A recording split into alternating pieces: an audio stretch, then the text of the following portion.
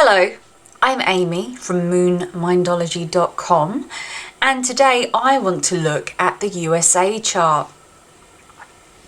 So first of all, the Ascendant is in the nakshatra Mula. So Mula is ruled by Niriti.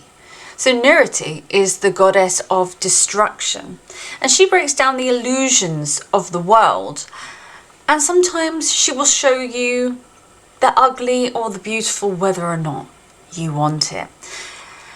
Mula is also connected to getting to the root of the problem.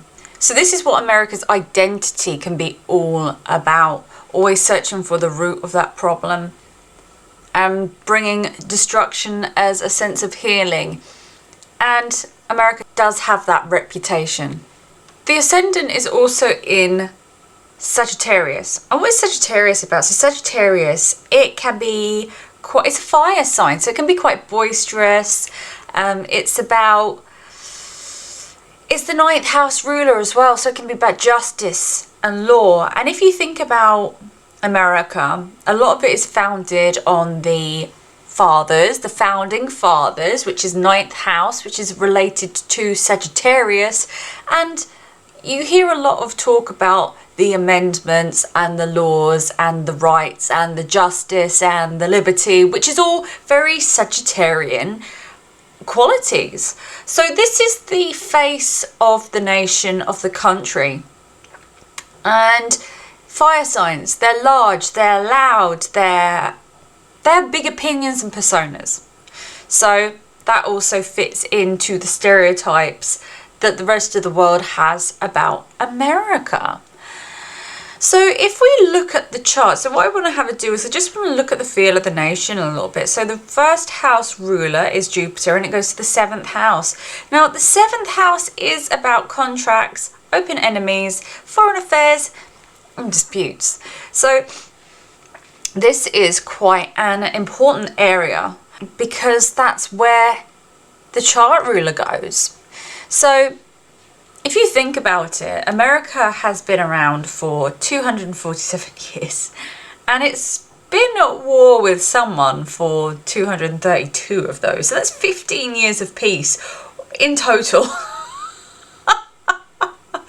So when you look at it and you see that that house is about opponents when you look at a nation chart, not only that, it is wedged between two malefics. So you can kind of see where this mentality goes. Not only that, it's in Ardra. So Ardra is another nakshatra that is about destruction. And sometimes destruction can bring light at the end of the tunnel, and it can bring a healing. So that's the way America looks at it and is interested in. There is a lot of destruction in this axis, and there is a lot of planets and important points in this axis as well. Also with Jupiter, what does Jupiter represent? It rules religion, circulation of wealth, finances and beliefs. The difficulties with the open enemies can be around those subjects. Also in this house you have the Sun, and the Sun represents the leader. So the leader will be very interested in foreign affairs. And there's also a Raja Yoga here between the Sun and Jupiter, which is the Yoga of Kings. So this is a sign that there is a lot of power in foreign affairs. And what do you know? Well, America has the most amount of foreign bases of any country. So they're very connected to the to foreign relations and things like that. So also you've got Venus here. So Venus is about billionaires, art and culture.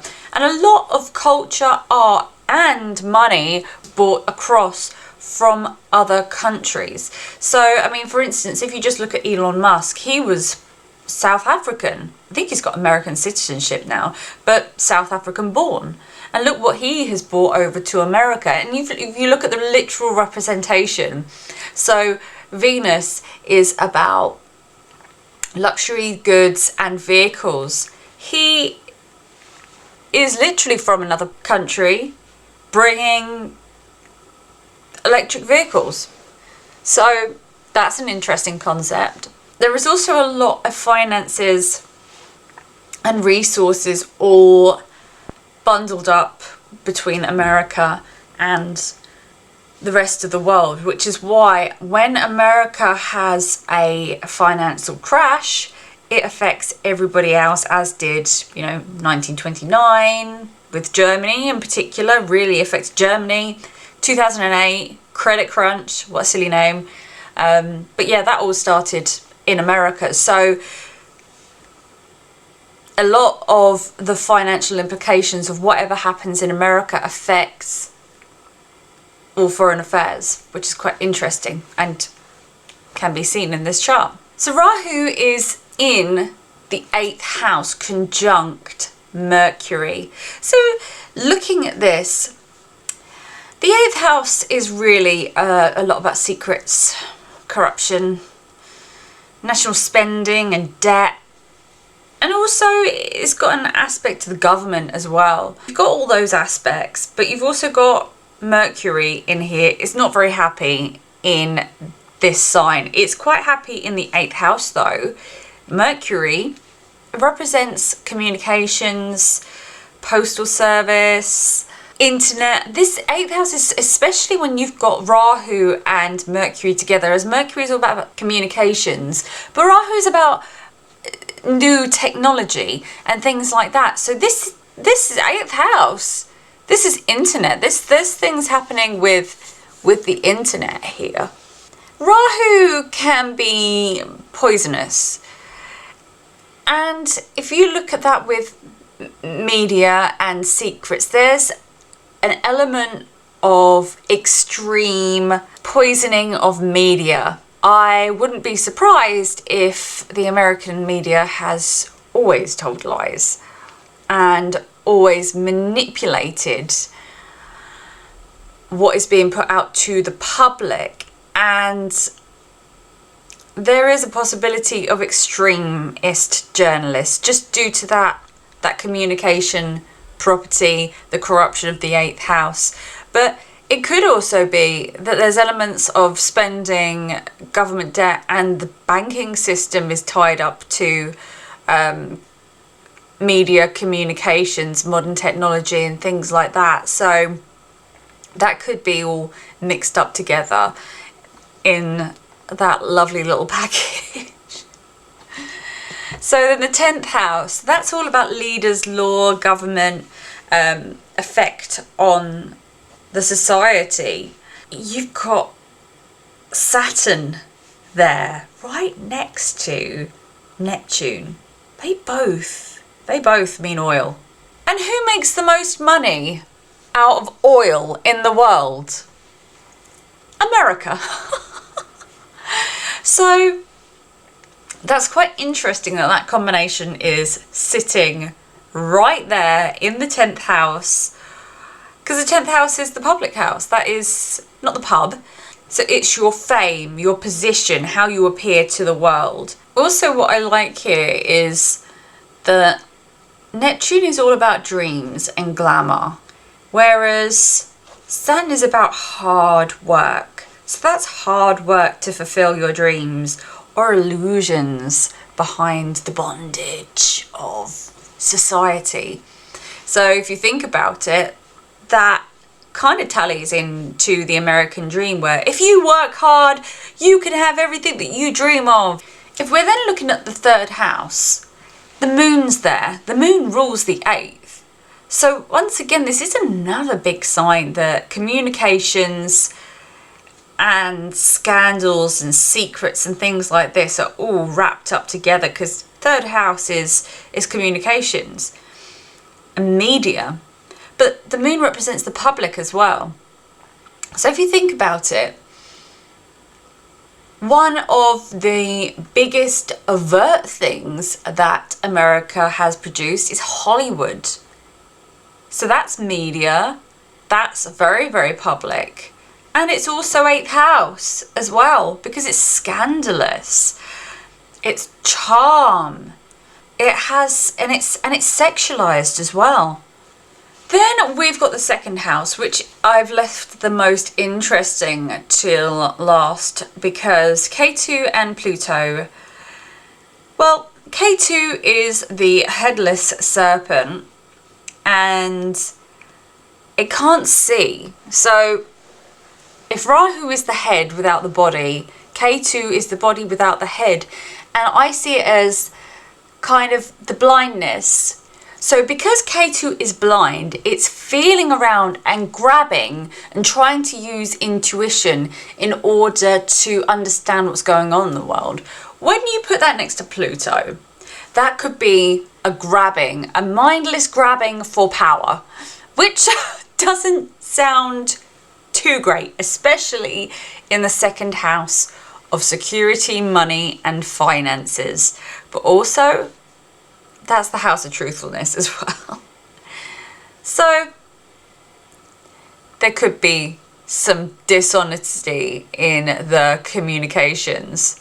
This can also be a combination of encroaching on the rights of others with things such as slavery, and we do know that there has been a problem with that throughout America's history.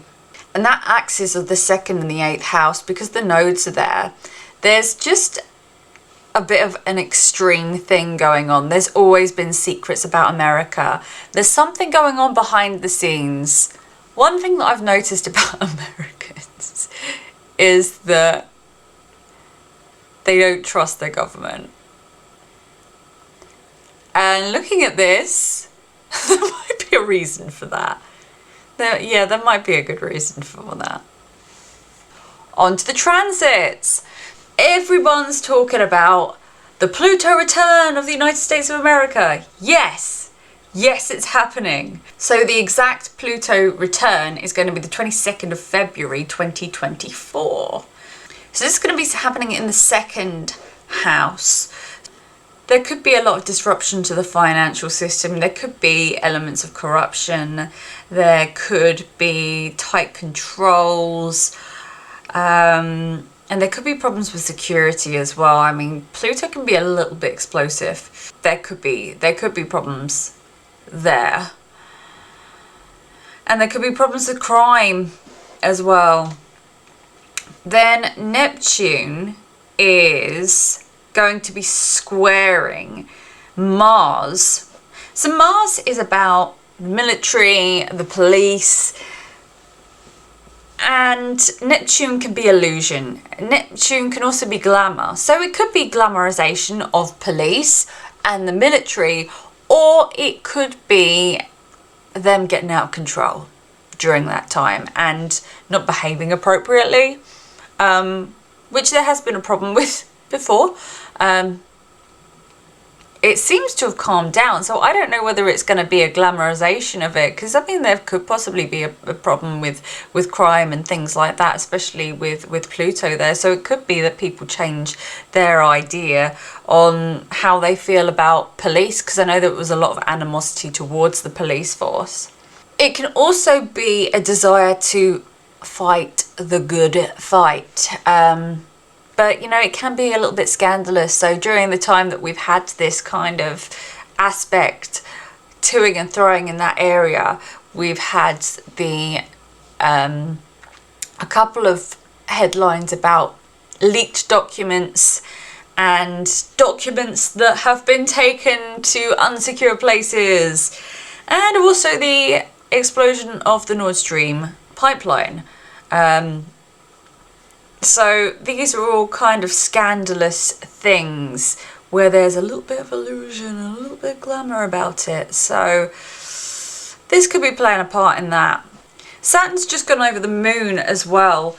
So the moon is the public, and there could be a little bit of a sense of a depression. And of course, what does the moon rule? It rules the 8th house. So that's the banking system. That's government spending and borrowing. And what has the biggest impact on the financial market, on the financial system? Well, that's government spending. So, we do know there's been a lot of expenditure, and that Saturn going over the moon, there has been a lot of problems with a few banks folding. So that could be the culprit for that. Saturn has just gone over the moon, and it is going to go back over it, retrograding later on in the year. So it's around about September, October. And with Pluto in the second house, going backwards and forwards around about the same time, as well as an aspect to the 8th house of Mercury in it, and there's an eclipse that's going to be over America, 14th of October 2023, there could be a problem with the stock market. And the government spending could potentially cause a knock-on effect, which will have a stock market crash or fall.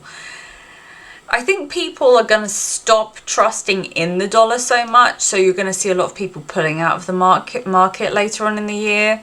But I'm just looking at the chart here, I'm just reading energy, so don't run out and pull your money out of the stock market, because that might be a self-fulfilling prophecy. But yeah, so I think stocks are going to be very, very cheap towards the end of the year. Will it be the time to invest? I don't know, but I do think that the economy and circulation of wealth will pick up again mid to late 2024. So this isn't a case of, oh my gosh, it's gonna be 1929 again. I don't think it's gonna be that.